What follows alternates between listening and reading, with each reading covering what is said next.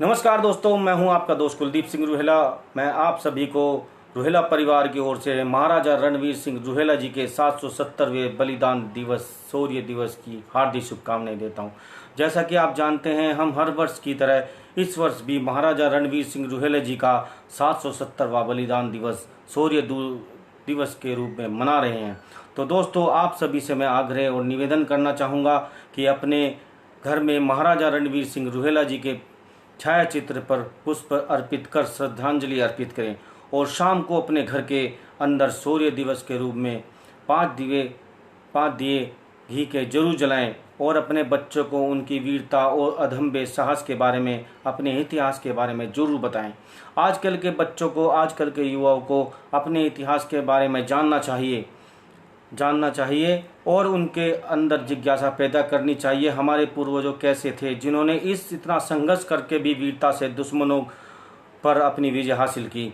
और मैं अपनी मातृभूमि की रक्षा में अपने सभी से निवेदन करना चाहूँगा, अपने रुहेलखंड के राजपूताना इतिहास के बारे में जानने के लिए अपने इतिहास के बारे में जानना जरूरी है। हमारे इतिहास में बहुत सारी किताबें हैं, उनका पढ़ना चाहिए और उनको पढ़कर हमें इतिहास के बारे में ज्ञान अर्जित करना चाहिए। किस तरह से उन्होंने अपनी आज़ादी दिलाई। महाराजा रणवीर सिंह रुहेला जी को छल कपट से धोखा देकर मंदिर में, किले में बुलाया गया, क्योंकि वह बिना शस्त्र के थे। रक्षाबंधन का दिन था और एकता के सूत्र में रक्षाबंधन सूत्र बांधने के लिए वह किले में आए थे अपनी बहन के पास। रुहेलखंड की वीरभूमि गंगा सी पवित्र, राजपूतों के रक्त से रंजित और आक्रांताओं के काल की धरती रामपुर के किले में दिया था कटेर रुहेलखंड और नरेश रुहेला महाराजा रणवीर सिंह ने अदम्य साहस और अद्भुत शौर्य का परिचय। दिल्ली के सुल्तान नादिरुद्दीन बहराम उर्फ संगेज की 40,000 की सेना को दी थी महाराजा रणवीर सिंह ने शिकस्त। रक्षाबंधन के दिन किले में मंदिर में घुसे और रक्षा सूत्र बनवाते हुए धोखे के शिकार राजपूत निहत्थे ही लड़े और आक्रमणकारियों के शस्त्र अस्त्र छीन लिए गए और बिना अस्त्र के शौर्य संग्राम को अंत में चंगेज के खूंखार दरिंदों को अकेले ही घेर लिया महाराजा रणवीर सिंह जी को, किंतु उनके साहस के विस्मत हुए बिना नहीं रहे।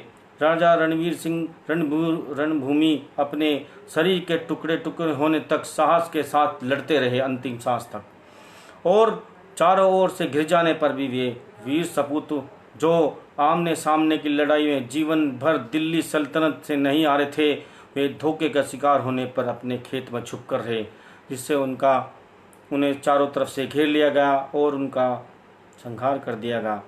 मैं उनका बलिदान रुहेलखंड के राजपूत इतिहास में स्वर्ण अक्षरों में अंकित है। वे समस्त राजपूत समाज रक्षाबंधन के दिन हुए इस बलिदान को एक शौर्य दिवस के रूप में मनाता आया है। सभी क्षत्रिय जन ताकि सुल्तानत काल में 1254 ईस्वी के इस इतिहास के धुंधले पृष्ठ में उकेरे जा सकें। आज भी इतिहास गवाह है।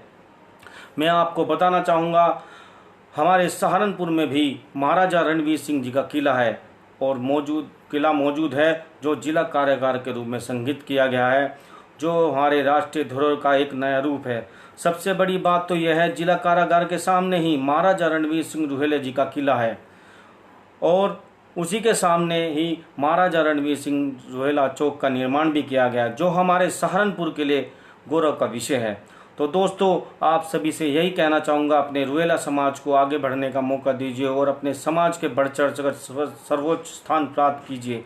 सभी के साथ एकता के सूत्र में बंधे रहिए, यही मेरा सभी से निवेदन है। और ख़ासकर से एक बात और कहना चाहूँगा, अपने बच्चों को, नौजवान युवाओं को अपने इतिहास के बारे में, अपने रुहेला समाज के इतिहास के बारे में हमें जानना चाहिए और आगे भी अपने बच्चों को इतिहास के बारे में जानना चाहिए। यही मैं आप सभी से निवेदन करना चाहूँगा और आप सभी को इस महापर्व रक्षाबंधन के और शौर्य दिवस, बलिदान दिवस के ढेर सारी शुभकामनाएं देता हूँ। आशा करता हूँ आप सभी को मेरे बोल अच्छे लगेंगे। अगर अच्छा लगे तो अपना आशीर्वाद जरूर दीजिएगा। नमस्कार, जय हिंद, जय भारत, जय भवानी, जय राजपूत।